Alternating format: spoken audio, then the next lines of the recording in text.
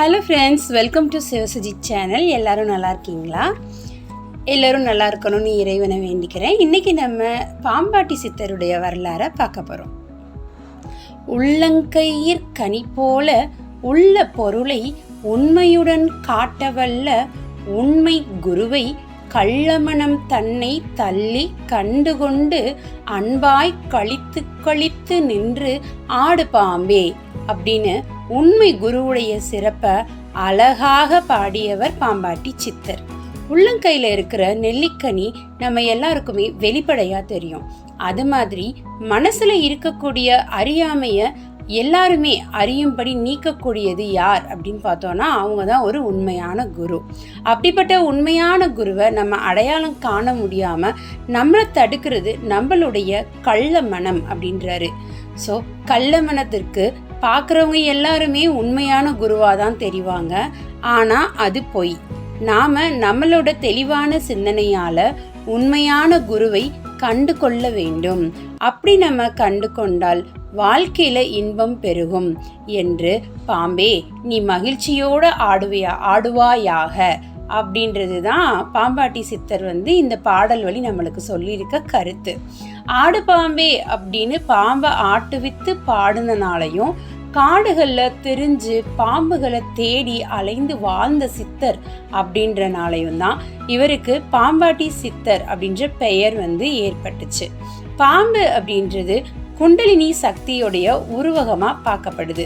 யோகத்தால் அந்த குண்டலினி சக்தியை மேலே எலை செய்கிறதுல வல்லவர் அப்படின்றனாலையும் இவரை பாம்பாட்டி சித்தர் அப்படின்னு அழைப்பாங்களாம்.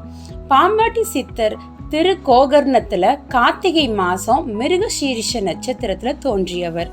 ஜோதி அப்படின்ற வகுப்பை சேர்ந்தவர். போகர் அவருடைய போகர் 2000 அப்படின்ற நூலில் பாம்பாட்டி சித்தருடைய வாழ்க்கையையும் இவர் சட்டைமுனி அப்படின்ற சித்தர்கிட்ட ஞானம் பெற்றதை பற்றியும் சொல்லியிருக்காரு. பாம்பை பிடிக்கிறது, அதனை படம் எடுத்து ஆட வைக்கிறது, அதோடைய விஷத்தை சேமித்து எடுத்து விற்கிறது, இதுதான் இவருடைய தொழிலாக இருந்துச்சு. இவர் பாம்பு கடி, தேள் கடி, காட்டு வண்டுகள் கடி, இந்த மாதிரி கொடிய விஷ ஜந்துக்களோட விஷமுறிவு மூலிகையில் சிறந்த மருத்துவராக இருந்திருக்காரு. இவர் விளையாட்டாக தொடங்கின பாம்பு பிடிக்கும் தொழில் பின்னாடி பல மருத்துவர்களோட தொடர்போட காரணமாக இவரோட குடியிருப்பே ஒரு பெரிய மருத்துவ ஆராய்ச்சி கூடமாக மாறிடுச்சான். மருதமலையில் ஒரு விஷ வைத்திய ஆய்வு கூடமே ஸ்டார்ட் பண்ணிட்டாராம். சில வைத்தியர்கள் இவர்கிட்ட மருதமலை பக்கம் நவரத்ன பாம்பு ஒன்று வசிச்சுட்டு வருது அப்படின்னு சொல்லியிருக்காங்க. அது மட்டும் இல்லாமல் அதோட தலையில் ஒரு ஒளி பொருந்திய மாணிக்கம் இருக்குது. அந்த பாம்பு அந்த மாணிக்கத்தோட ஒளியில் நைட்டு மட்டும்தான் இரை தேடும் அப்படின்னு சொன்னாங்க. மேலும் அந்த அரிய பாம்போடைய விஷம் பெரிய சித்துக்களை செய்ய பயன்படும் அப்படின்னு சொல்லியிருக்காங்க. அந்த மாணிக்கம் விலை மதிக்க முடியாத ஒன்று அப்படின்னும் அது நவரத்ன பாம்பை பிடிக்கிறவங்க பெரிய பாக்கியசாலியாக தான் இருக்க முடியும் அப்படின்னு இவர்கிட்ட சொல்லியிருக்காங்க. அவங்க இந்த மாதிரிலாம் சொல்கிறத கேட்டுட்டு எப்படியும் அந்த நவரத்ன பாம்பை நம்ம பிடிச்சிடணும் அப்படின்னு பாம்பாட்டி சித்தர் உறுதியாக இருந்திருக்காரு.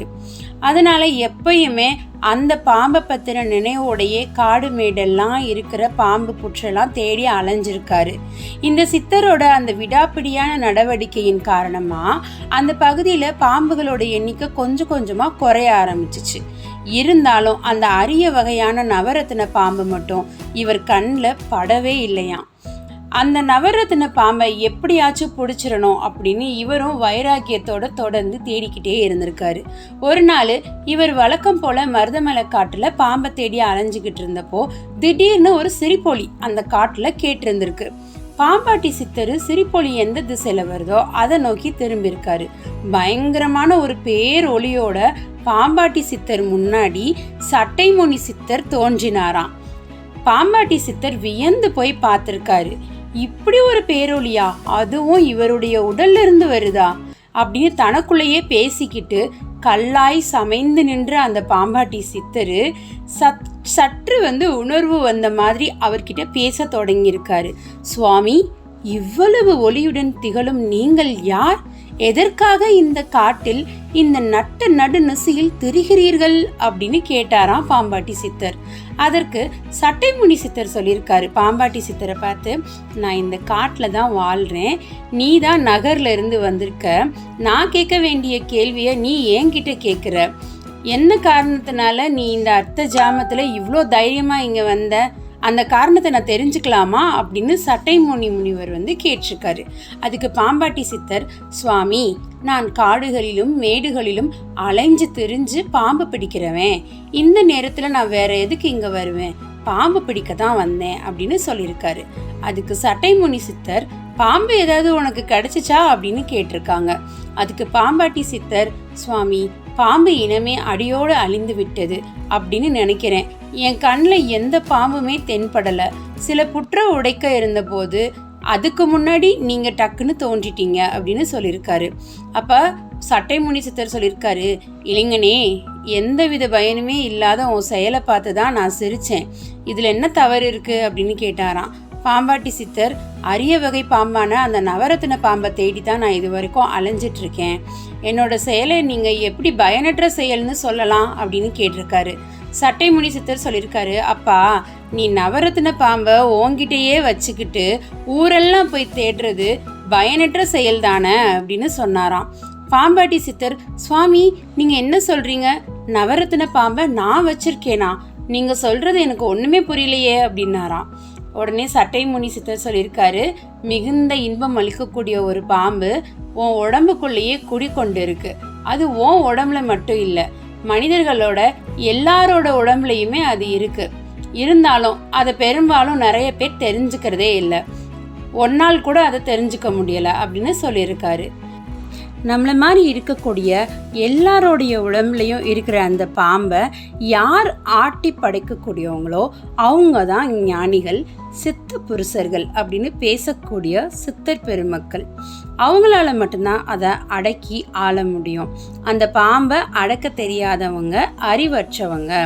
இது மட்டும் இல்லாமல் எல்லாமே எனக்கு தான் தெரியும் அப்படின்னு ஆணவத்தோடு அலையிறவங்களும் அதை அடக்க முடியாது. அப்படி இருக்கிறவங்க கிட்டக்கையும் அந்த பாம்பு கட்டுப்படாது. அவங்கள விடு, நீயாவது உன்கிட்ட இருக்கிற அந்த பாம்பை அடக்கிறதுக்கான வழியை தேடு, உன்கிட்டயே இருக்கிற பாம்பை விட்டுட்டு இல்லாத பாம்பை தேடி ஓடாத அப்படின்னு சொல்லிட்டு சட்டைமுனி சித்தர் சிரிச்சிருக்காரு. இத்தனை நாளாக ஞானம் இதுதான் அப்படின்றது தெரியாத பாம்பாட்டி சித்தர் இப்போ சட்டைமுனி சித்தருடைய திருவடிகளில் வீழ்ந்து வணங்கிட்டாராம். வணங்கி எழுந்தவர் அப்படியே தனக்குள்ள இந்த மாதிரி புலம்பிக்கிட்டே வந்திருக்காரு. ஐயோ, உண்மை தெரியாம இது நாள் வரைக்கும் காடு மேடெல்லாம் சுற்றி அலைந்தேனே, நவரத்தின பாம்பை பற்றி சொன்னவங்க கூட ஏன் எனக்குள்ள இருக்கிற இந்த பாம்பு ரகசியத்தை சொல்லலை அப்படின்னு முணுமுணுத்தபடியே சட்டைமுனி சித்தரை பார்த்து, சுவாமி, நீங்களாவது எனக்குள்ள இருக்கக்கூடிய பாம்பை பற்றி விளக்கி கூறுங்களேன் அப்படின்னு வேண்டி கேட்டுக்கிட்டாராம். சட்டைமுனி சித்தர் பாம்பாட்டியாரை பார்த்துருக்காரு. அவர் மனம் பக்குவப்பட்டு விட்டது அப்படின்னு சொல்லிட்டு தெரிஞ்சுக்கிட்டு விளக்கம் சொல்றதுக்கு ஸ்டார்ட் பண்ணியிருக்காரு. இறைவனோட படைப்புல மிகவும் அற்புதமானது மனித பிறப்பு தான். இதற்குள்ள ஆதியில இருந்தே ஒரு பாம்பு படுத்துக்கிட்டு இருக்கு, அதை குண்டலினி அப்படின்னு சொல்லுவாங்க. தூங்கி கொண்டு இருக்கக்கூடிய இந்த பாம்பு அறிவை பெருக்கி அறியாமை இருளை அகற்றிடும். அதனால அதோடைய நுட்பத்தை யாராலையும் புரிஞ்சு கொள்ள முடியறதில்ல. மனுஷரா பிறக்கக்கூடிய அனைவருடைய துன்பத்திற்கும் மூலாதாரமே இந்த பாம்புடைய உறக்கம்தான் அப்படின்னு சொல்லியிருக்காரு. உடனே பாம்பாட்டி சித்தர், சுவாமி, இந்த குண்டலினி பாம்பு உடம்புல எங்க இருக்கு அப்படின்னு கேட்டாராம். சட்டைமுனி சித்தர் சொல்லியிருக்காரு, மூலாதாரத்துல அது இருக்கு, இதை குறித்து இன்னும் விளக்கமா சொல்றேன் கேளு. இறைவனை உணர்ந்து பாடுபவர்களுடைய சுவாசம் ஒடுங்கும். அப்ப குண்டலினி அப்படின்ற அந்த பாம்பு விழித்து மேல் நோக்கி எழும். அதனால தியானம் சித்தி ஆகும். நம்ம உடல்ல அகத்தில் வீற்றிருக்கும் இறைவனை தீவிரமான வைராகியத்தால அவனை நினைத்து நம்ம உள்ளம் நெகிழ்ந்து உருகி பிரார்த்தனை செய்ய அவன் நாம ஜெபத்தை தீவிரமாக ஒரு மனதோடு சிந்தித்து புருவ மத்தியில் ஒரு ஒளிவடிவாக ஈசன் இருக்கிறான் என நம்பி வழிபட அந்த இறைவனை புருவ மத்தி என்ற மேடை பால், இடம், லலாடம், வெட்டவெளி, சிற்றம்பலம் என கூறப்படும் அந்த இடத்தில் தரிசிக்கலாம். இதுதான் ஆத்ம தரிசனம் ஆகும். எனவேதான் தியானத்தை தவமுறை என்று சொல்வார்கள். அப்படி ஒருவன் சிறிது நேரமாவது இறைவனை சிந்தித்து தியானம் செய்யாத மனிதனை சடம் என்றும் மூடன் என்றும் மட்டி என்றும் ஞானிகள் கூறுகிறார்கள் அப்படின்னு சொல்லியிருக்காரு. இந்த விளக்கத்தை கேட்டு மகிழ்ந்ததுக்கு அப்புறமா பாம்பாட்டி சித்தர் மறுபடியும் சட்டைமுனி சித்தரோட திருவடிகளில் வீழ்ந்து வணங்கினாராம். உடனே அவர் சட்டைமுனி சித்தரை பார்த்து, சுவாமி, இனிமே நீங்க தான் எனக்கு குரு. உங்களால் இறைவனை உணர்ந்து தெளியும் வழிமுறையை அறிஞ்சுக்கிட்டேன். இனிமே நீங்கள் எனக்கு போதித்த அந்த குண்டலினி அப்படின்ற தியான முறையில் இரவு பகல் அப்படின்னு எல்லா நேரமும் தீவிரமாக ஈடுபட்டு எனக்குள்ளே இருக்கிற அந்த நவரத்தின பாம்பை பிடிச்சு ஆட்டுவேன். நான் பாம்பை அடக்கியதோடைய பலனை இந்த உலகத்துக்கு அறிய செய்வேன் அப்படின்னு சொல்லிட்டு, நான் குண்டலினி சித்தி பெற எனக்கு ஆசி அருளுங்கள் அப்படின்னு பணியுடன் வேண்டிக் கொண்டாராம். உடனே சட்டைமுனி சித்தர், அப்பா, நீ உண்மையான பாம்பை உன்னுள் உறங்கும் குண்டலினி சக்தி எனும் சூட்சமமான பாம்பை ஆட்டிப்படைக்கும் ஆற்றல் பெறுவாயாக அப்படின்னு வாழ்த்தினாராம். ஸோ இது போக சட்டைமுனி சித்தர் பாம்பாட்டி சித்தரை பார்த்து, அப்பா, முன்பு நீ இந்த உலகில் கண்ணுக்கு தெரியும் பாம்புகளை பிடித்து ஆட்டி வந்தாய். இனி அப்படி செய்கிறத விட்டுட்டு உனக்குள்ள இருக்கக்கூடிய இந்த உறங்கி கொண்டிருக்கிற சூட்சமமான குண்டலினி அப்படின்ற பாம்பை ஆட்டி அடக்கிறதுனால நீ இன்னையில இருந்து பாம்பாட்டி சித்தன் என்று அழைக்கப்படுவாய் அப்படின்னு வாழ்த்திட்டு மறைஞ்சிட்டாராம். பாம்பாட்டி சித்தர் தம் குருநாதராகிய சட்டைமுனி சித்தர் மறைந்த திசை நோக்கி வணங்கினதுக்கு அப்புறமா அங்கே இருந்த ஒரு அரச மரத்துக்கு கீழே அமர்ந்து தியானத்துல மூழ்கி விட்டாராம். பல வருஷத்துக்கு அப்புறமா தொடர்ந்து செய்த யோக சாதனையின் பயனா அவருள் இதுவரைக்கும் உறங்கிக்கிட்டு இருந்த அந்த குண்டலினி பாம்பு விழித்து ஆடியதாம். அவருக்கு உலகமே ஒரு ஒளி வடிவமா தெரிஞ்சிச்சான். அட்டமா சித்திகளும் அவர்கிட்ட வந்து சேர்ந்துச்சான். மேலும் அவருக்கு சாதாரணமான உலோகத்தை தங்கமா மாற்றக்கூடிய ரசவாத வித்தை அப்படின்ற அரிய வகை சித்தியும் கைகூடியதாம். சாதாரண கற்களையும் நவரத்தின கற்களா மாத்தி காட்டினாராம். இந்த சித்துக்கள் எல்லாமே அவருக்கு பெரும் மகிழ்ச்சியை கொடுத்துருக்கு. சித்துக்கள் எல்லாமே கைவர பெற்ற பாம்பாட்டி சித்தரு உணவு பசி, உடற்பசி இது எல்லாத்தையுமே வென்று விட்டாராம். ஓயாம உழைக்கக்கூடிய இந்த உலக மக்களுக்குரிய ஆன்ம பசிக்கும் கொஞ்சம் உழைக்கலாமே அப்படின்னு பொன்னான காலத்தை இதுவரையும் வீணாக்கிட்டோமே, மக்கள் அறியாமையில மூழ்கிக்கிட்டு இருக்காங்களே அப்படின்னு வேதனைப்பட்டுட்டு தம்மால ஆன சேவையை மக்களுக்கு செய்யணும் அப்படின்னு முடிவெடுத்து அன்னைக்கு முதல் அவருடைய ஞான பயணத்தை தொடங்கியிருக்காரு. இரவு பகல் அப்படின்னு பார்க்காம பல நாடுகளுக்கும் சுத்தி இருக்காரு. நோயால கஷ்டப்படுற மக்களோட நோய்களை பல சித்த மருத்துவ மூலிகைகளால குணப்படுத்தியிருக்காரு. பல பேரோட வறுமைய அவரோட ரசவாத வித்தையால போக்கினாராம். பாம்பாட்டி சித்தர் ஒரு நாள் வான் வழியா உலா வந்துட்டு இருந்திருக்காரு. அப்போ ஒரு அழுகை குரல் அவரோட கவனத்தை ஈர்த்துச்சான். அங்கே ஒரு அரசன் இறந்து கிடந்திருக்கான். அவருடைய மனைவி அரசியும் அந்த உறவினர்களும் அவரோட இறந்த உடலை சுற்றி எல்லாரும் அழுதுட்டு இருந்திருக்காங்க. பாம்பாட்டி சித்தருக்கு ஒரு சந்தேகம், இறந்து கிடக்கிற இந்த அரசனும் பயங்கரமான கொடுங்கோலன். அப்படி இருக்கையில இந்த மாதிரி அரசன் மீது மக்கள் இவ்வளோ அன்பை காட்டி அழுதுட்டு இருக்காங்களே அப்படின்னு வியப்பா பார்த்துருந்துருக்காரு. அவங்க கிட்ட அரசனை சில காலம் நல்லவனாக நடமாட விட்டால் எப்படி இருக்கும் அப்படின்னு அவரு சிந்திச்சிருக்காரு. திடீர்னு அவருக்கு ஒரு யோசனை வருது. சிறிது தூரத்துல இறந்து கிடந்த பாம்பு ஒன்றை எடுத்து பிணத்தின் முன்பு வீசுறாரு. அது செத்த பாம்பு தான் அப்படின்னு தெரியாம அந்த பிணத்தை சுத்தி அமர்ந்திருந்த எல்லாரும் நாலா திசையிலையும் அலறி அடிச்சுட்டு ஓடிட்டாங்களாம். ஆனா அவனோட மனைவி மட்டும் அந்த அரசனுடைய உடலை விட்டு நகரவே இல்லையாம். இந்த காட்சியை பார்த்த பாம்பாட்டி சித்தர் கூடு விட்டு கூடு பாயிர தன்னுடைய அரிய சித்தியால இறந்து கிடந்த அரசனோட உடம்புக்குள்ள புகுந்துட்டாரு. அந்த அரசன் சில நொடிகள்ல உறக்கத்துல இருந்து எழுற மாதிரி உயிர் பெற்று எழுந்துட்டாராம். அரசி ரொம்ப சந்தோஷமாயிட்டாங்க. அரசன் இறந்து போனதுக்கு அரசன் உடல் பக்கத்திலேயே வந்து விழுந்து கிடந்த பாம்பு தான் காரணம் அப்படின்னு நினைச்சு அரசனை சுத்தி இருந்த எல்லாருமே ஆளுக்கு ஒரு பக்கமா போய் தங்கள் கைகளுக்கு கிடைச்ச ஆயுதங்களை கொண்டு வந்து செத்த பாம்பை அடிச்சிருக்காங்க. அரசன் உடலுக்குள்ள புகுந்த பாம்பாட்டி சித்தர் மக்களோட அறியாமைய எண்ணி சிரிச்சாராம். செத்த பாம்பையே இந்த அடி அடிக்கும் இவங்க, என்ன ஈவு இரக்கமற்ற மனிதர்களாக இருக்காங்க, உயிர் இரக்கம் அப்படின்றது கொஞ்சம் கூட இல்லாம இப்படி நடந்துக்கிறாங்களே அப்படின்னு மனசுக்குள்ள அங்கலாய்த்தாராம். அப்புறம் அரசியை பார்த்தாராம். அவ முகத்துல பல கேள்விகள். பாம்பை அடித்தவர்களை தடுத்து நிறுத்தியிருக்காரு. ஏற்கனவே இறந்து போன பாம்பை போட்டு ஏன் இப்படி அடிக்கிறீங்க அப்படின்னு கேட்டாராம். அங்க கூடி இருந்தவங்கள ஒரு சிலர் இறந்து போன பாம்பு தான் என்றாலும் கூட இது மீண்டும் உயிர் பெற்று எழுந்தால் அப்படின்னு கேட்டிருக்காங்க. இன்னொருத்தவர் சொன்னாராம், இந்த பாம்பு இறந்தாலும் உயிர் பெற்று எழும் ஆற்றல் கொண்டது அப்படின்னு சொல்லியிருக்காரு. இன்னொருத்தவர் சொல்லியிருக்காரு, இதை எரிக்காத வரைக்கும் அதுக்கு எந்த நேரத்துலையும் உயிர் வந்துடும் அப்படின்னு சொன்னாராம். உடனே அரசன், அப்படியா, நான் கூட தான் இறந்துட்டேன், கொடுமைகள் நிறைய புரிஞ்சேன், என்னை மட்டும் ஏன் அடிக்கல,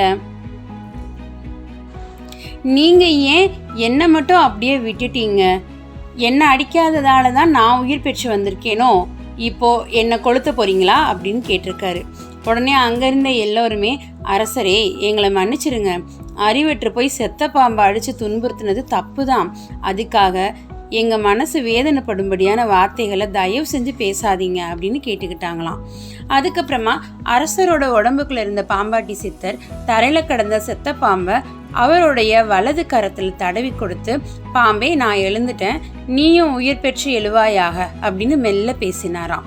அவர் முணுமுணுத்த அந்த வார்த்தைகளை கேட்டவுடனே அந்த பாம்புக்கு உயிர் வந்துருச்சு. அதுக்கப்புறமா பாம்பாட்டி சித்தரோட கட்டளைக்கு இணங்கி அது படம் எடுத்து ஆடிச்சான். அரசர் உயிர் பெற்று எழுந்தாரே தவிர அவர் பேச்சு, அவரோட நடத்தை எல்லாமே அரசிக்கு திருப்தி தர மாதிரியே இல்லை. இந்த நிலையை பார்த்து ரொம்ப ஆதங்கமாக இருந்திருக்காங்க அரசி. என்ன செய்யறதுன்னு தெரியல. அரசரையே உத்து பார்த்துட்டே இருந்திருக்காங்க. அரசர் ஏன் ஒரு சித்தன் மாதிரி பேசுறாரு, மாயங்கள்லாம் செய்யறாரு, செத்து போன பாம்புக்கு இவர் எப்படி உயிர் கொடுத்து ஆட வைக்கிறாரு, ஒருவேளை ஏதோ பாம்பு பிடிப்பவனுடைய ஆவி அரசரோட உடலுக்குள்ள போயிருச்சோ என்னவோ, யாருக்கு தெரியும் அப்படின்னு மனம் முடிஞ்ச நிலையில அங்க கூடியிருந்த மக்கள் பேசிய பேச்சுக்கள் எல்லாம் அரசி காதுல கேட்டுக்கிட்டே இருந்திருக்கு. இதனால அரசியோட மனசுல ஒரு சந்தேகம் எழுந்துச்சான். அதனால அவங்க என்ன பண்ணியிருக்காங்க, ரொம்ப கவலைப்பட்டிருக்காங்க. சில நேரம் தத்துவமா பேசுறாரு, சில நேரம் அரசியை தீண்ட கூட விட மாட்டேங்கிறாரு. இதனால அவங்களுக்கு ரொம்ப சந்தேகம் அதிகரிச்சுக்கிட்டே போயிருக்கு. ஒரு நாள் அவங்க அரசரை பார்த்து, ஐயா நீங்க யாரு, எங்கள் அரசரா அல்லது சித்துக்கள் செய்யக்கூடிய மகானா அப்படின்னு வாய் விட்டே கேட்டுட்டாங்களாம். அப்போ சித்தர் சொல்லியிருக்காரு, அரசியே உனக்கு உண்மை புரிய ஆரம்பித்து விட்டது. இறந்து போன அரசரோட உடலை சுற்றி எல்லாருமே அழுதுகிட்டு இருந்தீங்க. உங்க எல்லாரோட துயரத்தை போக்குறதுக்காக தான் நான் உங்க அரசரோட உடம்புக்குள்ள புகுந்தேன். என் பேரு பாம்பாட்டி சித்தன். உடலோட மூலாதாரத்துல உறங்கக்கூடிய குண்டலினி அப்படின்ற பாம்பை யோக சாதனையால என் வசப்படுத்தியவன். என்னோட குருநாதர் சட்டைமுனி சித்தர் ஆவார். அவர் எனக்கு கொடுத்த பெயர் தான் பாம்பாட்டி சித்தன் என்பது அப்படின்னு உண்மையை சொல்லிட்டாராம் அரசரோட உடம்புல இருந்த பாம்பாட்டி சித்தர். அரசிக்கு உண்மை தெரிஞ்ச உடனே அவங்க 2 கைகளையும் கூப்பி சித்தருக்கு வணக்கம் சொல்லியிருக்காங்க. பாம்பாட்டி சித்தரே, எங்களுக்கு தக்க சமயத்தில் நீங்கள் உதவி செஞ்சுருக்கீங்க, உங்களுக்கு ரொம்ப நன்றி. இனிமே நாங்கள் எப்படி கடை தேர போகிறோம், நாங்கள் என்ன செய்யணும் அப்படின்னு நீங்கள் தான் எங்களுக்கு உபதேசம் சொல்லணும் அப்படின்னு கேட்டிருக்காங்க. அரசர் அவருடைய தத்துவங்களை பாடல் மூலமாக உபதேசிச்சிருக்கு. அவர் சொல்கிறத நல்லா உத்து கேட்ட மக்களுக்கு அவர் யார் அப்படின்னு புரிய ஆரம்பிச்சிருச்சு. உடனே அரசர் உடம்புல இருந்து பாம்பாட்டி சித்தர் வெளியேறாரு. அரசருடைய உடம்பு மண்ணுல விழுந்துருச்சான். அரசர் உடம்புல இருந்து பாம்பாட்டி சித்தர் வெளியேறி தன்னுடைய உடலை பாதுகாப்பா வச்சிருந்த அந்த இடத்துல போய் அவரோட உடலுக்குள்ள புகுந்துக்கிட்டாரு. மக்களுக்கு பல்வேறு நன்மைகள் செஞ்ச பாம்பாட்டி சித்தர் ஒரு நாள் இறைவனடி சேர்ந்தார். அவர் இயற்றிய பாடல்கள் அவரோட பெயர்லேயே இப்போ வழங்கப்பட்டுக்கிட்டு இருக்கு. பாம்பாட்டி சித்தரோட 2 பாடலை நம்ம இப்போ விளக்கமாக பார்க்கலாம். 8 நாகம் தம்மை கையால் எடுத்தே ஆட்டுவோம், இந்திரனார் உலகத்தை இங்கே காட்டுவோம், கட்டுக்கு அடங்காத பாம்பை கட்டி விடுவோம், கடுவிஷம் தனை கக்கி ஆடு பாம்பே. இப்பாடல் சித்தர் வல்லபங்கூறல் அப்படின்ற தலைப்பில் இடம்பெற்றிருக்கு. சித்தர்கள் 8 விதமான சித்திகளை கைவர பெற்றவர்கள். அந்த 8 வகையான சித்திகளோட பெயர்கள் அனிமா, மகிமா, லகிமா, கரிமா, பிராத்தி, பிரகாமியம், ஈசத்துவம், வசித்துவம். இந்த 8 விதமான சித்திகளுடைய விளக்கம். அனிமா அப்படின்னா அணுவை விட சிறிய உருவம் எடுத்து உழவக்கூடிய ஆற்றல். மகிமானா மலையை விட பெரிய உருவம் எடுத்து உழவக்கூடிய ஆற்றல். லகிமா உடம்ப கனமா இல்லாம ரொம்ப லேசா செஞ்சு தண்ணி மேலையும் நிலத்துக்கு மேலையும் கால் படாம காற்று மாதிரி விரைந்து போகக்கூடிய ஆற்றல். கரிமா அப்படின்னா 5 புலன்கள் நுகரக்கூடிய இன்ப துன்பங்களை பற்றி கவலைப்படாம அது கூட எந்தவித தொடர்புமே இல்லாமல் இருக்கிறது தான் கரிமா. பிராத்தி அப்படின்னா நம்ம என்ன அவங்க விரும்புகிறாங்களோ அது எதை நினைச்சாலும் உடனே அதை அடையக்கூடிய ஆற்றல் தான் பிராத்தி. பிரகாமியம் அப்படின்றது தன் நினைப்பின் வலிமையால் எல்லாத்தையுமே படைக்கக்கூடிய ஆற்றல் தான் பிரகாமியம். ஈசத்துவம் அப்படின்றது பார்க்கக்கூடியவங்க எல்லோருமே தன்னை வணங்குற மாதிரி ஒரு தோற்ற பொலிவை பெறக்கூடிய ஆற்றல் தான் ஈசத்துவம். வசித்துவம் அப்படின்றது உலகம் முழுவதையும் தன்மையப்படுத்தி நடத்தக்கூடிய ஆற்றல். இதுதான் அந்த 8 விதமான சித்துகள். இந்த 8 விதமான சித்துகளை கைவர பெற்றவர்கள் தான் சித்தர்கள். இந்த 8 வித சித்துக்களை தான் பாம்பாட்டி சித்தர் 8 வித நாகங்கள் அப்படின்னு உருவகிக்கிறாரு. சித்தர்கள் 8 வகை சித்திகளை பெற்றவர்கள் அப்படின்னும் இந்திரலோகத்தை பூ உலகத்திலேயே படைத்து காட்டக்கூடிய வல்லமை பெற்றவர்கள் அப்படின்னும் எளிதில் கட்டுக்கு அடங்காத குண்டலினி அப்படின்ற அந்த பாம்பை வாசி யோகத்தால் தம் வயப்படுத்தியவர்களாகவும் விளங்குகிறாங்க. அத்தகையவர்களோட புகழை பாடி பாம்பே நீ ஆடுவாயாக அப்படின்றது தான் இந்த பாடலோட கருத்தாக பார்க்கப்படுது. பாம்பாட்டி சித்தருடைய இன்னொரு பாடல் நீரில் எழும் நீர்க்குமிழி நிலைக்கெடல் போல நில்லாது உடல் நீங்கிவிடும் நிச்சயம் என்றே பாரிற் பல உயிர்களை படைத்தவந்தனை பற்றவே நீ பற்றி தொடர்ந்து ஆடு பாம்பே அப்படின்னு பாடியிருக்காரு. நீருக்கு மேலே தோன்றக்கூடிய நீர்க்குமிழி நீண்ட நேரம் தங்காது உடஞ்சி போயிடும். அது மாதிரி தான் இந்த உடம்பும் நீண்ட நாட்கள் வாழாமல் ஒரு நாள் அழிந்து விடும். இது உண்மை. இந்த உலகத்தில் பல்வேறு உயிர்களை படைச்சு அதை காக்கக்கூடியது இறைவன். அவன் மட்டும்தான் நிலையானவன். அதனால அவனோட திருவடிகளை பற்றி நின்று ஆடு பாம்பே நீ ஆடுவாயாக அப்படின்றது தான் இந்த பாடலோட கருத்து. சரீர குணம் எனும் தலைப்பில் இந்த பாடல் இடம்பெற்றிருக்கு. இது மாதிரி பாம்பாட்டி சித்தருடைய மற்ற பாடல்கள் எல்லாத்தையுமே நம்ம கண்டிப்பாக கற்று நம்ம வாழ்க்கையில் கடைபிடித்து அவர் அருளால் உயர்வோம். பாம்பாட்டி சித்தரை போற்றி. நன்றி. தேங்க்யூ. கீப் வாட்சிங்.